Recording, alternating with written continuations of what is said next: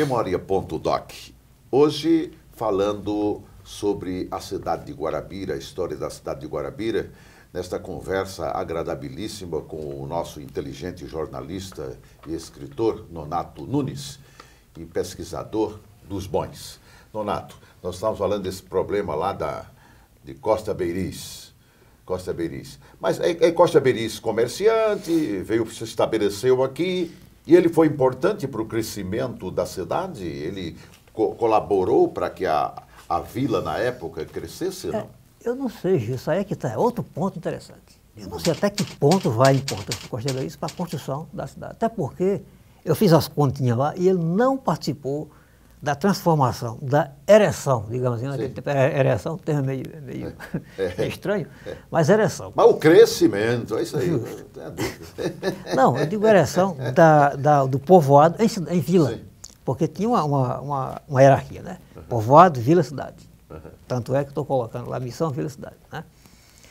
Então, eu não sei qual era a importância do Costa Beiris para o crescimento da cidade de Guarabira e não sei qual a participação dele na questão da vila.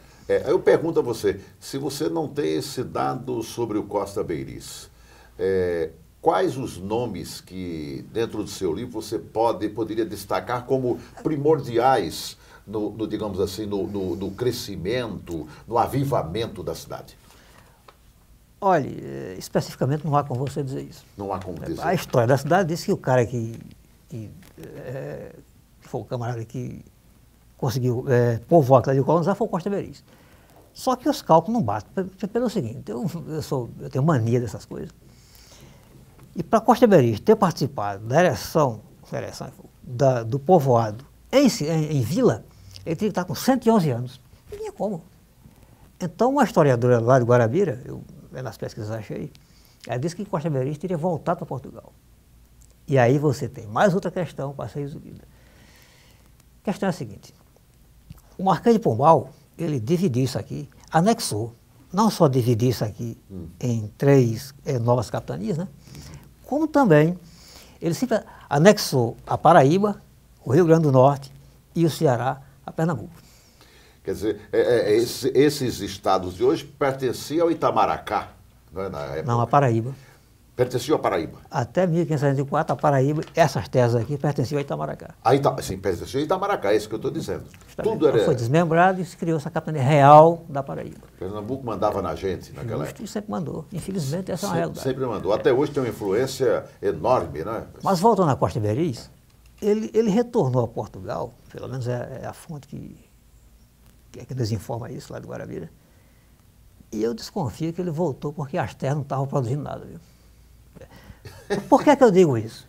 Quando o Marquês de Pombal fez a anexação desses territórios, né, dessas províncias, dessas colônias, Paraíba, Rio Grande do Norte e Ceará, ele o fez porque não estavam produzindo. Não era interessante manter uma coisa dessa como capitania sem produzir nada. A terra aqui era ruim, era? Anexou. Eu não sei qual era a razão disso, porque, veja bem, havia 22 engenhos aqui na Paraíba. Pois é. Enquanto Pernambuco tinha quase 300. Quase 300. Bom. Então, em termos de produtividade, Pernambuco era muito maior. Né? Aqui tinha 22 engenhos e 2 de fogo morto. Sim. O que é isso? Engenho que não produzia. Eu desconfio que um desses fosse de Costa Beiris. Atente bem. Engenho de fogo morto. Fogo morto. Não produzia. Não produzia. Um engenho que estava ali só a estrutura, mas sem produzir nada. Eu desconfio que o Costa Beiris voltou para Portugal por isso, por essa razão de ter um engenho que não produzia. Né? Outra coisa, a cidade de Guarabira ela começou num ponto curioso, porque é o seguinte, o engenho dele, segundo também, aí eu tenho que embasar em historiadores locais, porque essa informação que vieram de lá, ficava no Bairro Novo. Quem conhece Guarabira sabe que o Bairro Novo fica no pé da serra da Malborema, digamos assim. Naquele solpé ali. E basicamente no mesmo local onde ficava a tribo de Guarabira, pelo mapa de Margrave, certo? Quando você faz uma conta lá, que está no livro inclusive, você vai ver que para que o engenho produza, ela tem que ter terra, né? Para você plantar cana, aquela coisa toda. E você vê, Gilson, que os prédios antigos de Guarabira eles ficam bem baixo, bem próximo da estação. ele, né, bem próximo ali da estação e da igreja matriz, né? Aí você vê que há uma distância em torno, né, pelos cálculos que eu fiz, de onde Costa Iberiz implantou engenho até o início da cidade, dá em torno de 9 quilômetros, no entorno, certo? Então a cidade só podia ter começado ali, próximo da estação.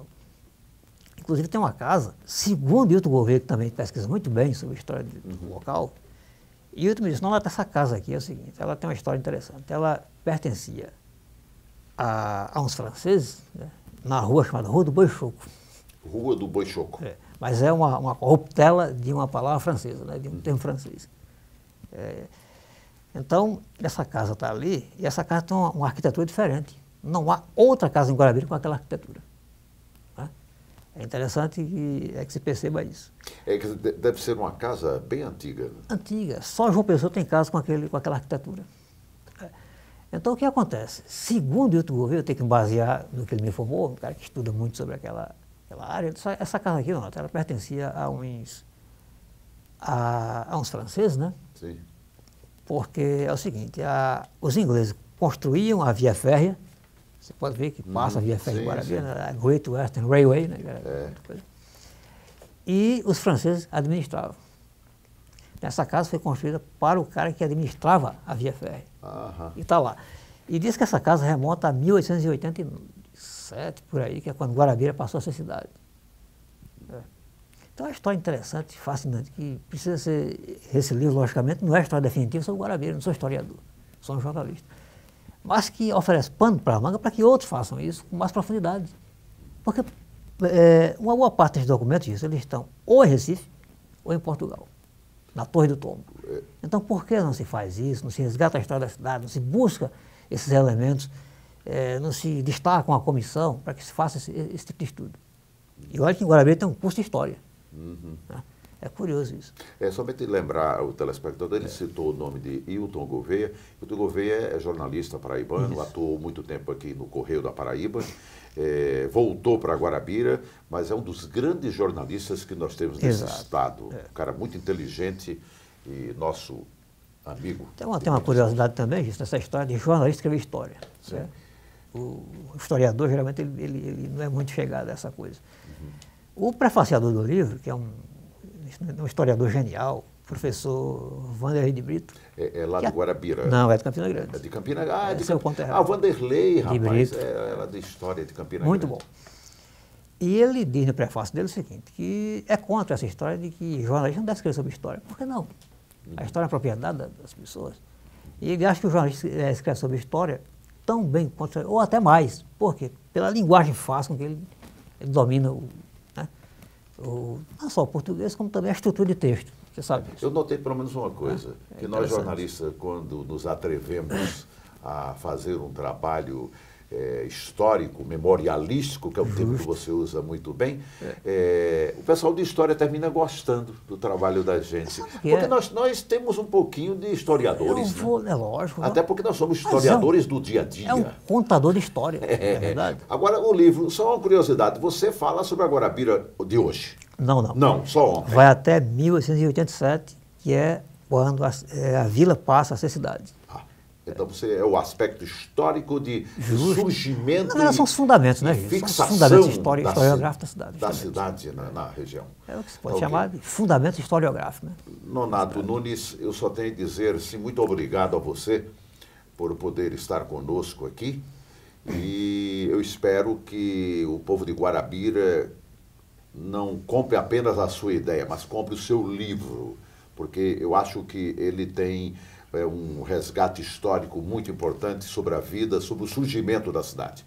Então, que você tenha muita sorte neste seu lançamento, nesse seu trabalho, e se Deus quiser, vamos ter a oportunidade de bater outros papos aqui do programa, porque você realmente, nessa parte histórica, é um homem muito estudioso, que acompanha o dia a dia do Estado, da nossa vida jornalística. Você é um jornalista historiador.